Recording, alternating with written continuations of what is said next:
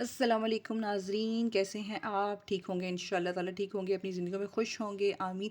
अच्छा, आज की हमारी जो वीडियो है उर्दू सीरीज़ की, उसका क्या टॉपिक है? मौसमों के नाम। ठीक है, वैसे यहाँ पे मौसम भी लिखा जा सकता था, तो मौसमों के नाम। और मौसमों के नाम बच्चे सीखते हैं। आपको पता है कि आजकल जो वीडियोस मैं बना रही हूँ उसमें मैं आपको बच्चों को नए अल्फाज सीखना हम सिखा रहे हैं। बच्चों की वोकैबलरी में इजाफ़ा कर रहे हैं। तो उसमें क्या हो रहा है, उसमें फलों के नाम सिखाए जा रहे हैं, सब्ज़ियों के नाम, फलों के नाम, फूलों के नाम, किताबों के नाम, नमाज़ों के नाम। ठीक है, इस तरह से उर्दू गिनती। तो बच्चों को, जब बच्चे ये सारे नाम सीख जाएंगे तो उनके लिए किसी भी टॉपिक पे लिखना बहुत आसान हो जाएगा। जैसे अगर हम उसको कहते हैं कि आम, आम पे कुछ लिखो, जैसे एक फल है आम, तो उसने ये वर्ड्स लिखे होंगे, एक आम। जब उसने फल का नाम सीखा होगा आम, गिनती में एक सीखा होगा, देखें उसके लिए लिखना कितना आसान हो जाएगा। अच्छा, आज क्या हम सीख रहे हैं? आज हम सीख रहे हैं मौसमों के नाम। मौसम कितने होते हैं? 4 मौसम होते हैं। पाकिस्तान में तो 4 ही होते हैं। ठीक है, तो हमारी बुक्स में भी 4 ही मौजूद हैं। तो आज हमने क्या करना है, हमने सीखना है 4 मौसमों के नाम। और 4 मौसमों के नाम के सबसे मज़े की बात जो मुझे लगती है ना, वो ये है कि कितने मौसम होते हैं?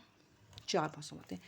और हर मौसम में हरूफ कितने होते हैं? हर मौसम में 1, 2, 3, 4 4 हरूफ होते हैं। कितनी इंटरेस्टिंग बात है ना। देखिए, सबसे पहले हमने लिखा सर्दी, स र सर, द ई दी सर्दी, ग र गर, म ई मी गर्मी। 1, 2, 3, 4। एक और बात, जब आप अपने बच्चों को 4 हरफ़ी हरूफ सिखाएं, सॉरी 4 हरफ़ी लफ्ज़ सिखाएंगे, तो आप इन सारे मौसमों को 4 हरफ़ी अल्फाज में ऐड कर सकते हैं। उसके बाद है ख़िज़ा। अच्छा, मैंने थोड़े से आगे पीछे कर दिए, लेकिन कोई बात नहीं। ख़िज़ा, गर्मी के बाद ख़िज़ा लिख दिया है। देखिए ख़िज़ा, ख़िज़ा के बाद देखें इसके भी हरूफ गिन लेते, ख़िज़ ज़ आ। ठीक है, फिर है बहार, ब हार, ब ह आ र, बहार। ठीक है, सर्दी, गर्मी, ख़िज़ा, बहार।